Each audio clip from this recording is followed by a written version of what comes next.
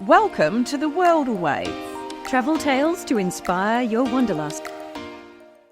Welcome back to the World Awake. I hope you've all had a wonderful week. Oh my God, Belle, so much to talk about. How was Japan? It was so good. So good.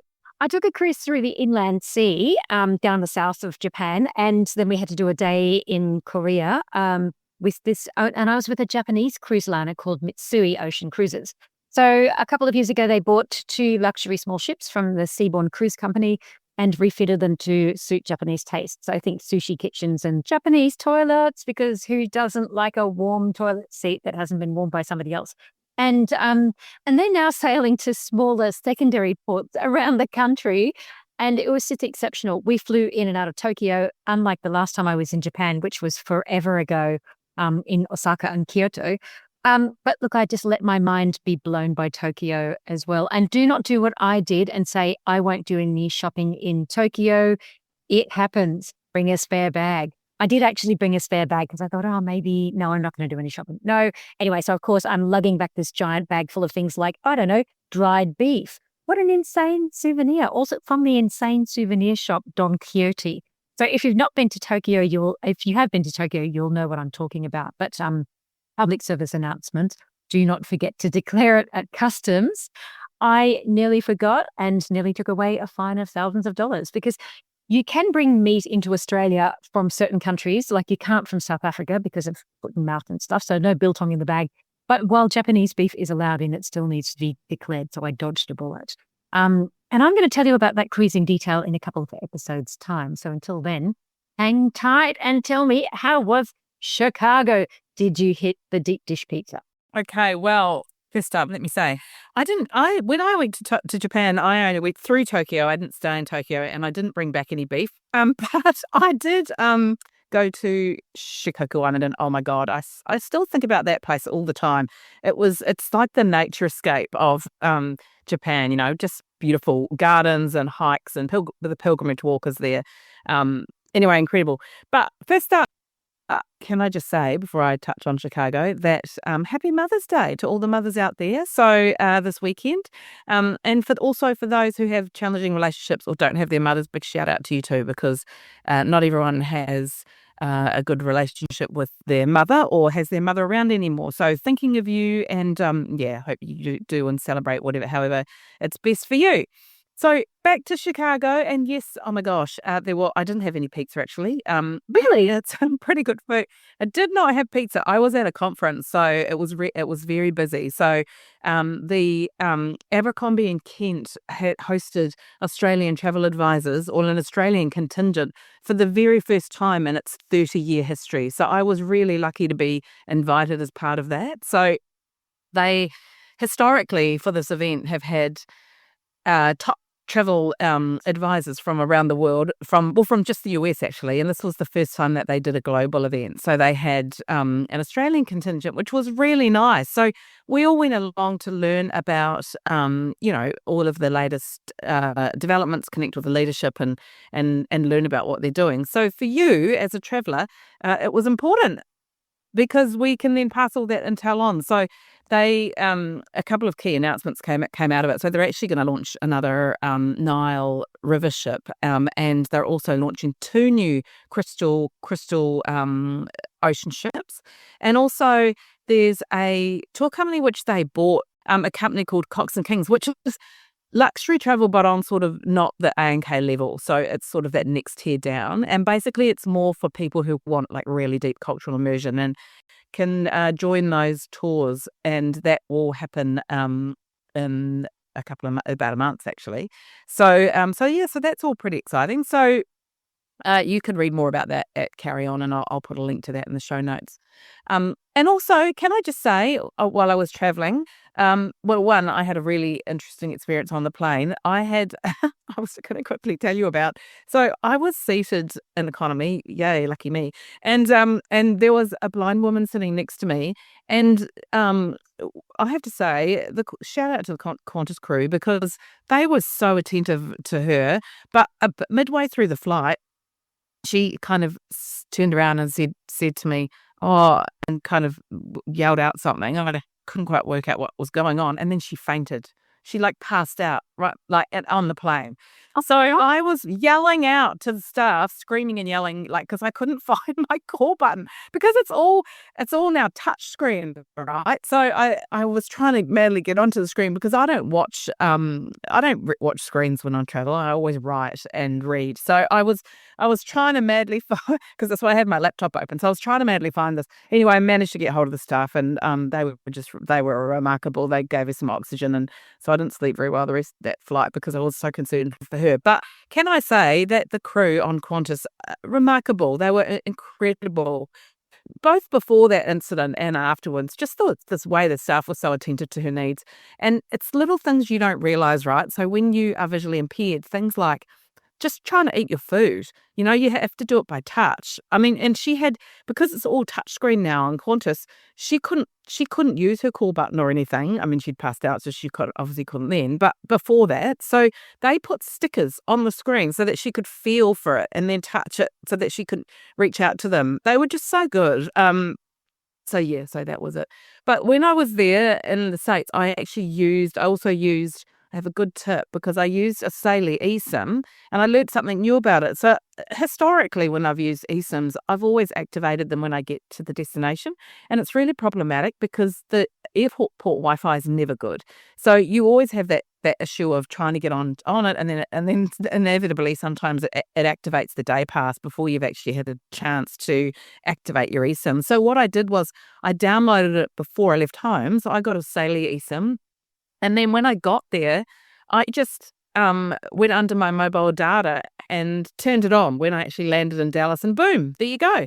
So so away you go. Instapotes as long as the heart desires. Oh my God, there's a lot going on in there at the moment, isn't there?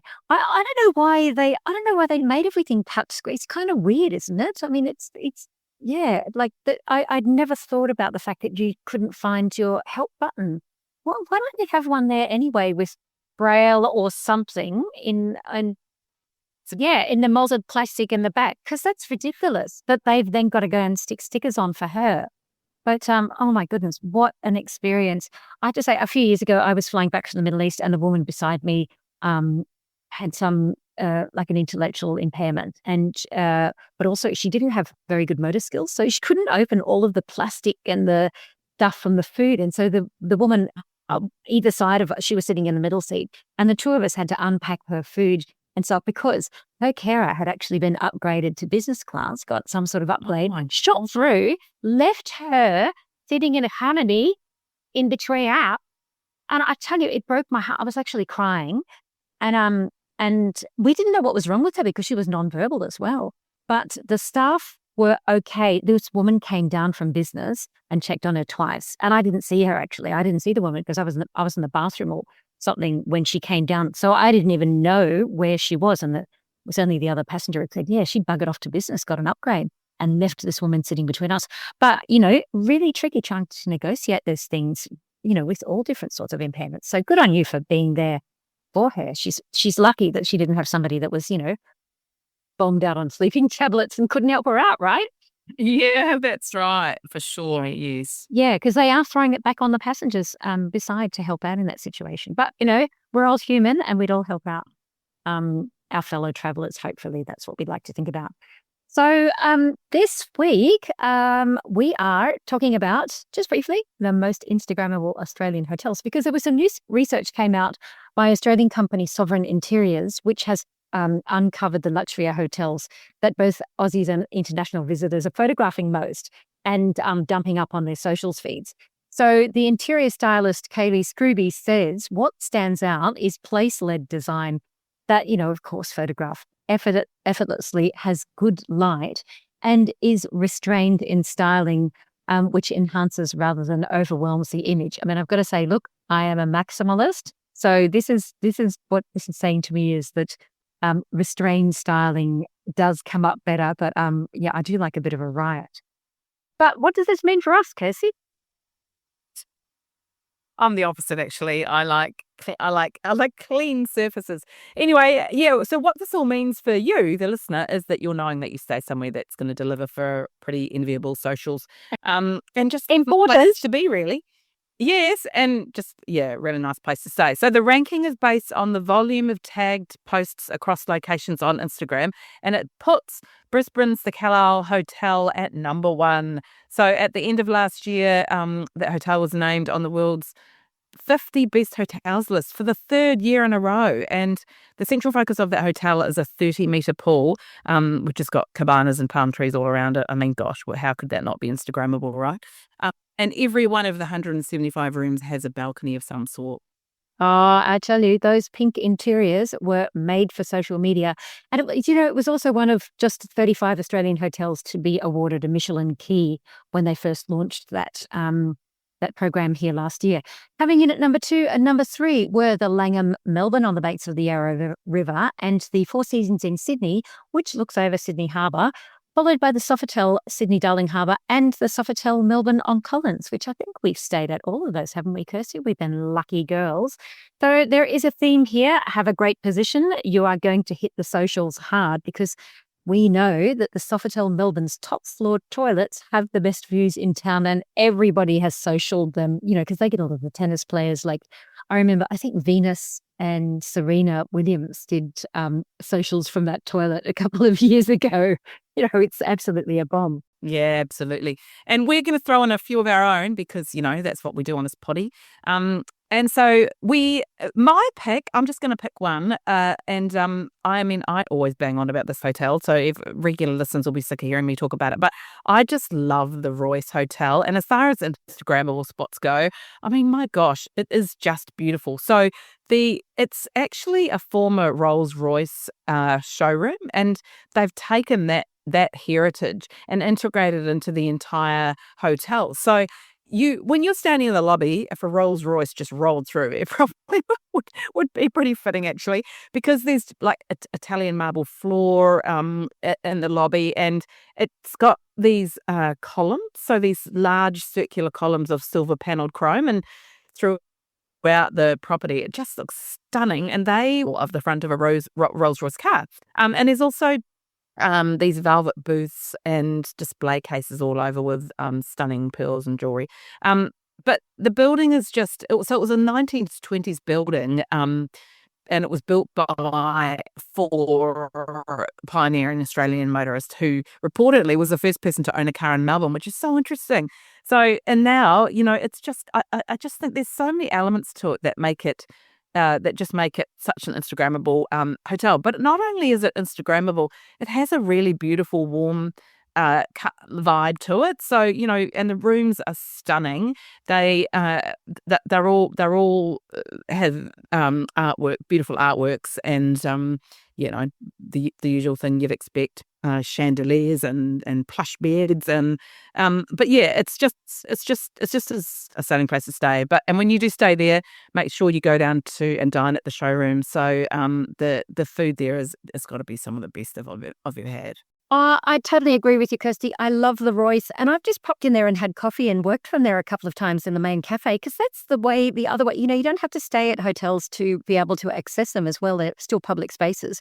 I do love a good boutique hotel just for the non-corporate personality, and I think some of the best include the fabulously rich layered interiors of the Drift House in Port Fairy on the Victorian coast, and Little National in Sydney, which does go that whole minimalist thing. Absolutely impressed me with this, super minimalist yet highly functional packaging in small spaces, and that's actually built into Wynyard Station. I'm going to do a shout out for the interiors of the new sanctuary rooms at Alba Thermal Springs and Spa on the Mornington Peninsula. Divine, absolutely divine. And my heart holds a special place for hotels in historical spaces, such as the Henry Jones Art Hotel in Hobart, which I think, it brings in the heritage of the convict-built property. And then, everything is just completely Tasmanian, from the linens that are used to the food that's served. And they're very beautiful. And I think that's what makes a good social.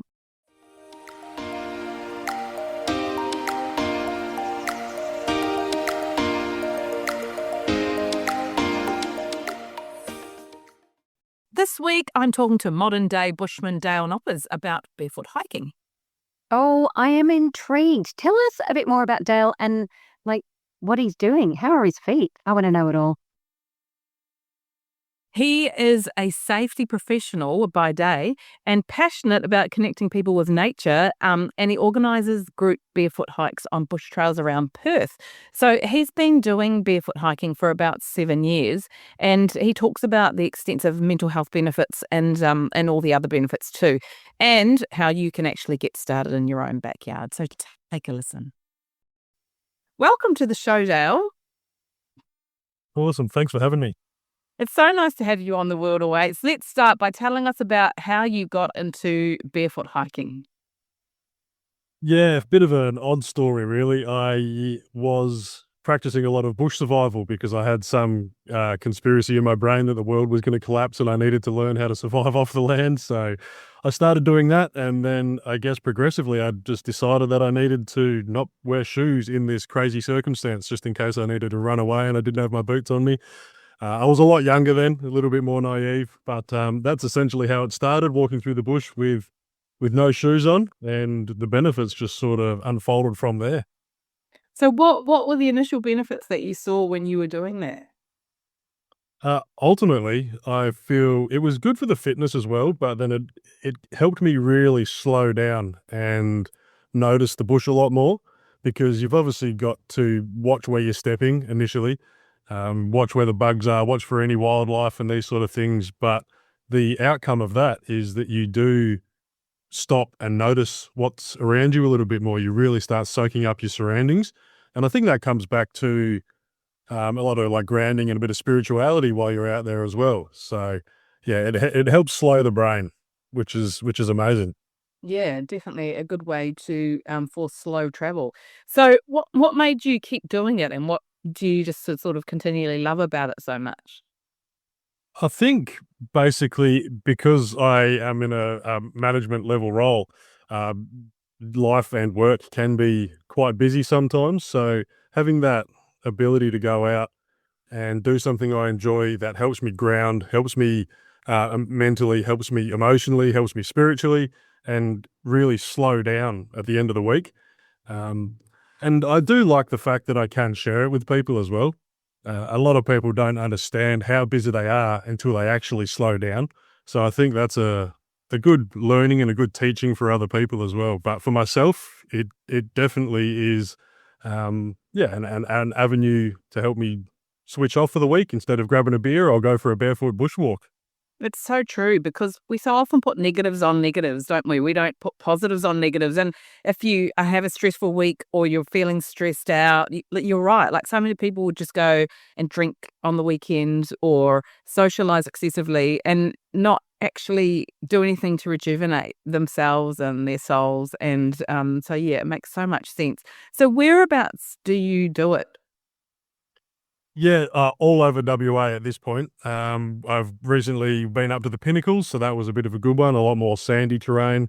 But predominantly living close to the Perth Hills, I'll go up and explore the bushlands out there. There is so many trails and so many amazing places to go and see with some really good views once you get there. Failing that, I have started doing what I call a little bit more quote unquote urban bushwalks. There's a lot of lakes and dams and these sort of things around urban areas, around residential areas, and it's just so easy and accessible when you don't have the time to go for a big drive. And obviously the WA coastline, it's an amazing place, right? It's picturesque, some of the best coastline I've ever seen, and why not go and take advantage of it? It's not as rough and drastic as going out in the bush, of course, but still offers exactly the same thing, because at the end of the day, every time you go for a beach walk, your shoes are off anyway, right? So make the most of it. So have your feet changed? Do you still fit into shoes? It's funny actually. Like, I have noticed my feet widen. I haven't actually taken measurements, but yeah, they do. Oh, sorry, they have gotten a little wider since doing this. And I noticed with my son in particular, he's now 6. He's been doing it with me since he could walk. Maybe I forced that upon him. No, he loves it and he comes with me as well. And he struggles to find shoes as well now. Because if you look at a baby's foot, right, they're just the way they come out, they're quite wide.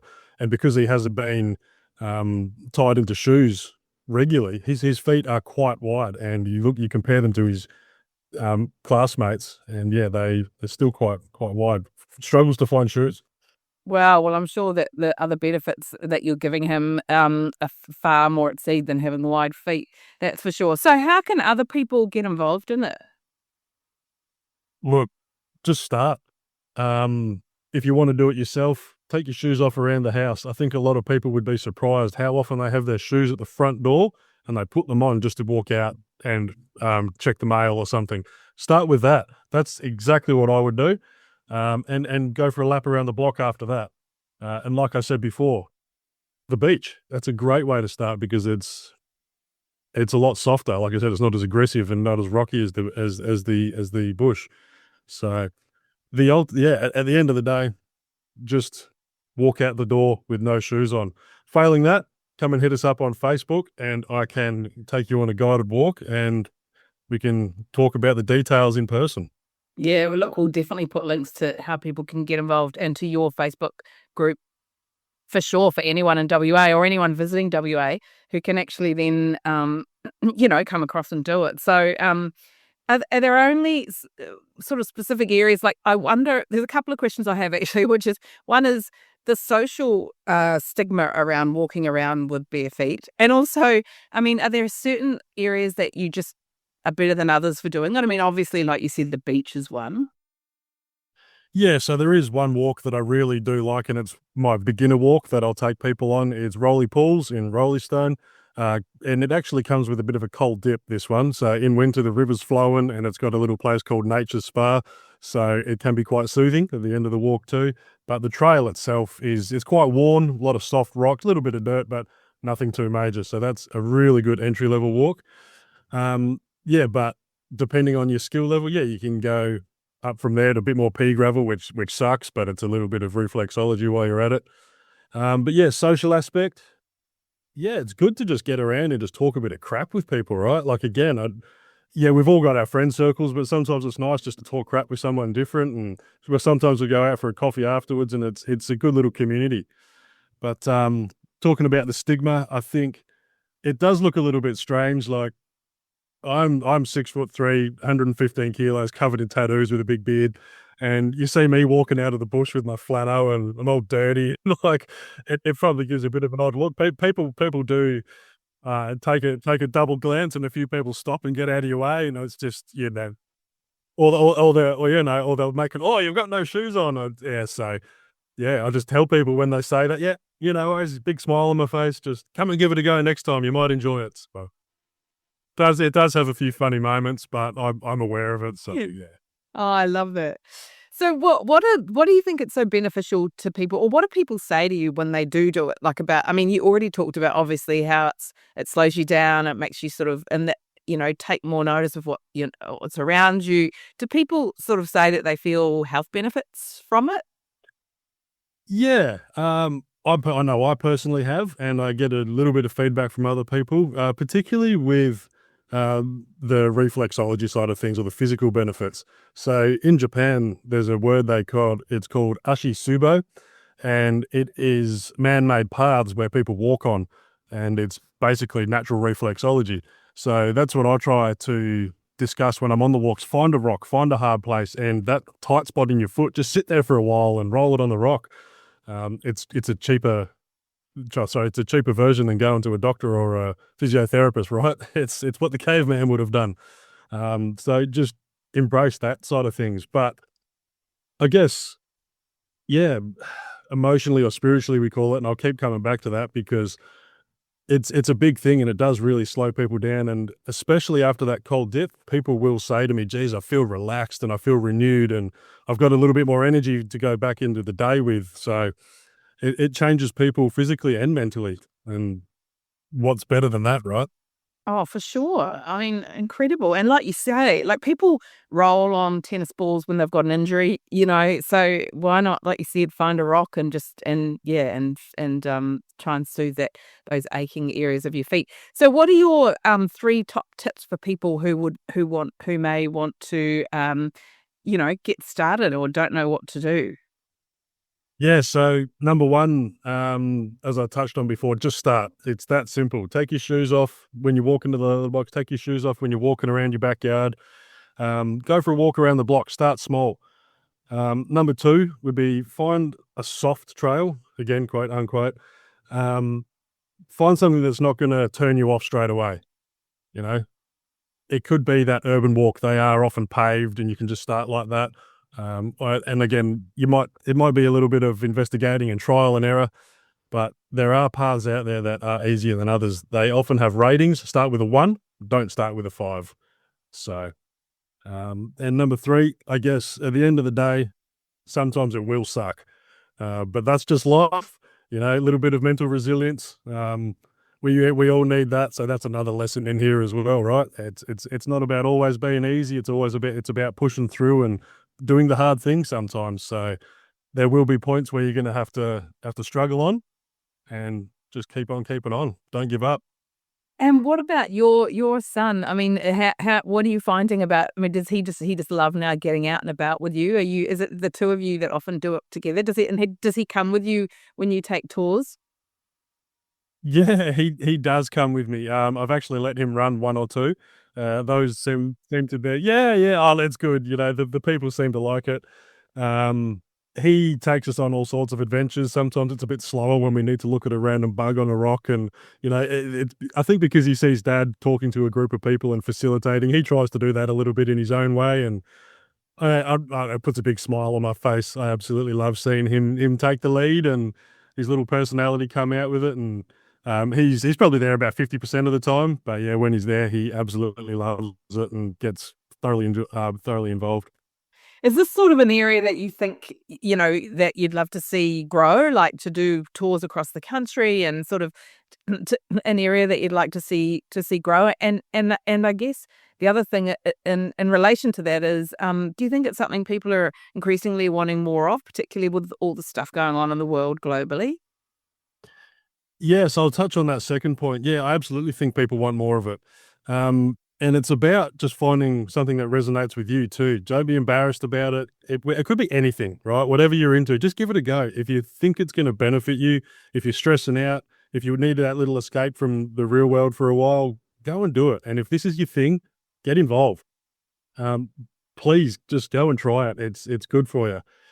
Do I want to see it grow? Yeah, for sure. I think it's, again, something we need, but I actually run corporate and individual leadership courses, and I do them out in the bush, not always barefoot, but again, it's just that environment. And I think that's something that we really need to step back into. So I'd love to see that grow, and I'd love to see people out there more. And the courses you're doing in the bush, is that helping people to manage their own mental health situations, or? Yeah, so a little bit of the life coaching I do touches on the mental health situations, and yeah, being out in the bush, it strips it right back. I think particularly for men, in my experience, it has helped them a lot more. They really like that environment, and it seems to resonate a lot more. Within the leadership, it strips back that corporate veneer, if you will, and helps people get real in touch with them and who they are as a leader. And I've just feel that natural environment really embraces and gets to the core of that a lot more. Yeah, amazing. And that's another really interesting area, which I'm sure people can find more about when we put the links in the show notes. So we're running out of time, unfortunately. So let's end on the question we ask all of our interviewees, which is, what's the most bizarre thing that's ever happened to you on your travels? Yeah, I love this one. It's a bit of a two-parter. So I recently went to Vietnam last year in July. I did a 10-day motorbike tour solo from top to bottom. A lot of fun, a lot of adventures on the way, and staying to the less touristy parts, which was great. On those travels, I met a family that took me down to the local beach for a swim, and it was absolutely bizarre seeing thousands of people lined up on the sand. And then I was walking through the crowd, as I said before, a little bit of a bigger stature than the average Vietnamese person, covered in tattoos and not what they'd normally see. It was like I was a bit of a celebrity. People were taking photos and wanted video calls, and like wide eyes and gaping mouths, like, who is this guy? It was very, very, very surreal. It made me feel a little bit uncomfortable.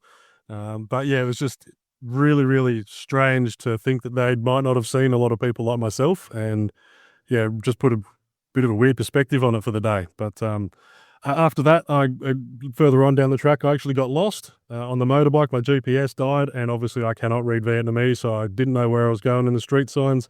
Luckily, I have done that aforementioned survival out in the bush, and I spent a night in the Vietnamese jungle. Built a little shelter and just camped out in the jungle for the night. And turns out the hotel I was supposed to be staying at was 20 minutes down the road. Gosh, and you were literally on your own in the bush. Yeah, I was on my own. Yeah.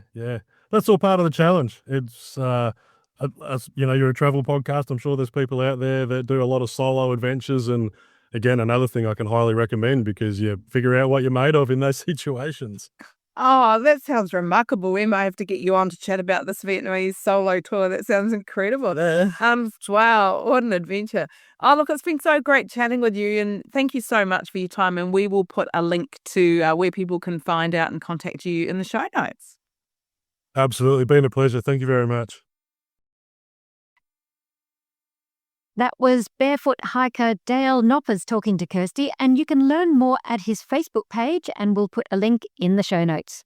If you'd like to help support our production costs, you can buy us a coffee at coffee.com/theworldawaits. That's ko-fi.com/theworldawaits, so we can continue to bring you inspirational travel interviews with the world's best. Our tip this week is from flight attendant Sherry Peters, who flies up to 12 times a month, and she's sharing her expert seat hacks to reveal the common mistakes that leave travellers exhausted upon arrival.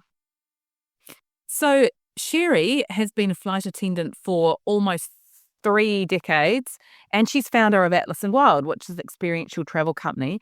And she says travellers often unknowingly sabotage their sleep by choosing seats near the galley or the toilet. So what are your tips, we hear you say? Well, first up, she says simply lean against the window. I mean, this sounds obvious, right? But some people don't. But she recommends adding support to the neck to keep the neck aligned.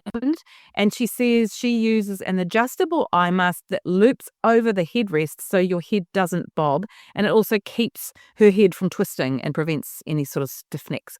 And she does say, keep in mind, not every airline is obviously set up to do that, so it's worth checking their guidelines before you fly. Yeah, I do have to say, I wonder how the person behind you might feel about that, because so they've got the loop over the back of the seat. That's interesting. But she also says use your seat to control light from the minute you sit down, and I totally agree with this. So you you minimize all of the distractions around you and create a more enclosed space that you're going to get the sleep that you need on. And Australians, we're on long haul.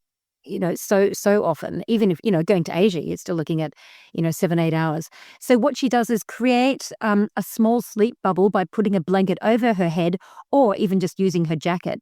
And if the plane is really loud, it tricks the brain into thinking that it's quiet and dark. Yeah, I don't know about that. I definitely need noise-cancelling headphones for that. But anyway, how you sit as much as we just too. So small shifts in how you sit can change everything. And she says she leans slightly toward the window and supports her arms so her shoulders and neck can actually relax. And even subtle changes in seat recline prevent the lower back from aching. And she also recommends traveling with a lumbar pillow. I have to say, I always put the pillow on my lower back. I've actually got bulging discs in my lower back. I always find that really helps. And I don't recline too far because I'm always so conscious of the person behind me. But yeah, that always definitely helps me. Yeah, interesting, isn't it? I was watching on this flight back. I don't know, my teen, she drops the tray table down and then just passes out on the tray table. And I just think, I don't know, it never looks comfortable. But the alternative is she just lays all over me. I am actually the portable pillow. I pay for the flight and I get slept all over by this kid. So yeah, it doesn't look great. But the biggest mistakes, Sherry says, that travellers make when it comes to sleeping are all those ones that, frequent travellers know: sitting near high traffic areas like the galley or the toilets, choosing aisle seats when they're constantly disturbed, not using the seat itself for proper support. Because remember, you've got the wings on the side of your pillow that you can often adjust, and just assuming that sleep will happen without preparation. So she says your seat choice alone can make or break your sleep. on the plane. But I'm totally on board with this. I hate traveling with those awful travel pillows. But okay, disclaimer: Skyscanner actually sent me a memory foam travel pillow, which I used on my Japan trip, which was actually quite good.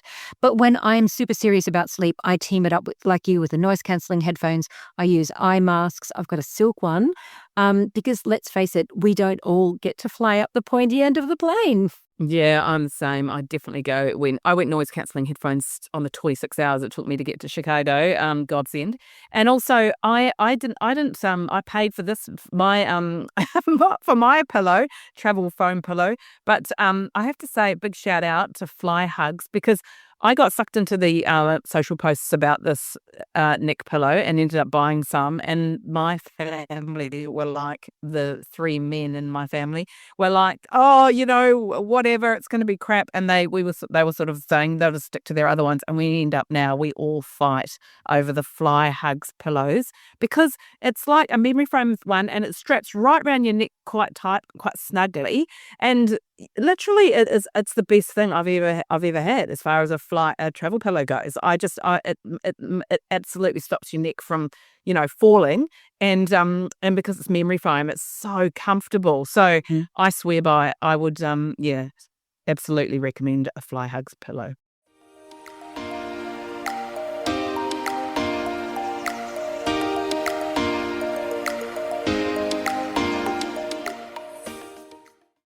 Next week, we have another hot take and we are talking fashion in the field. So we're sharing all of our wild fashion faux pas while traveling. I am the first to admit I have made a few. So learn from our mistakes and tune in next week. And drop us a line at hello@theworldawaits.au or leave us a comment on socials. You'll find us at The World Awaits Podcast on Instagram, Facebook and LinkedIn. And if you're enjoying this episode, please give us a rating or review. That's a wrap for The World Awaits this week. Click to subscribe anywhere you listen to your favourite pods. Thanks for listening. See you next week.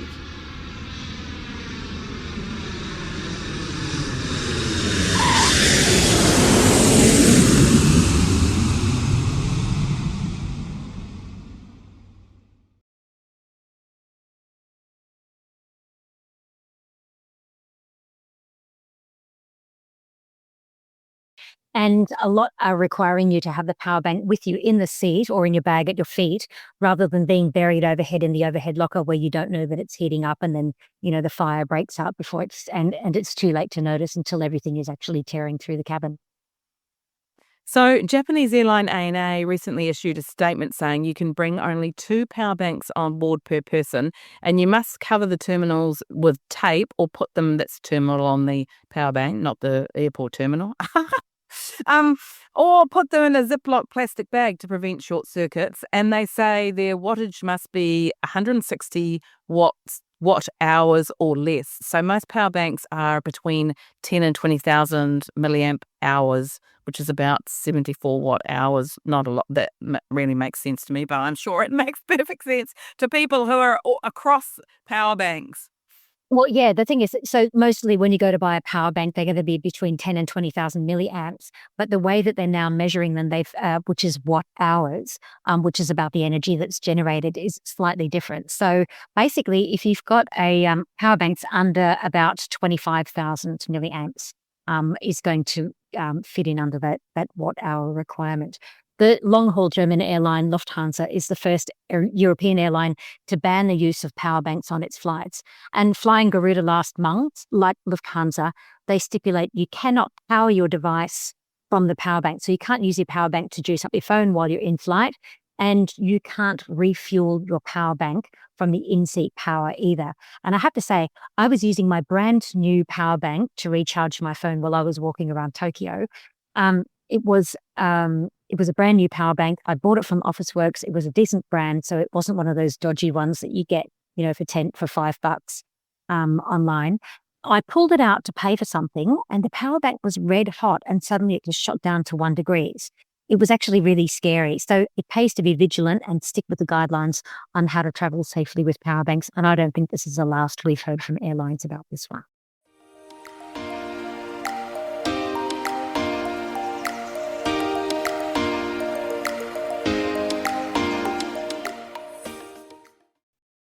Next week, I'm bringing you a touching interview with Silva McLeod, the first Tongan woman to become an airline pilot.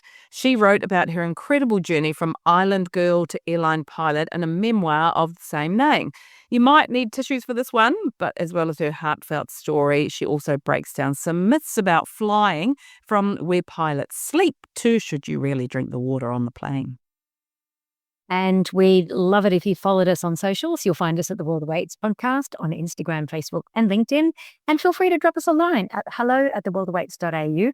Or if you are enjoying this episode, please give us a rating or a review. That's a wrap for The World Awaits this week. Click to subscribe anywhere you listen to your favourite pods. Thanks for listening. See you next week.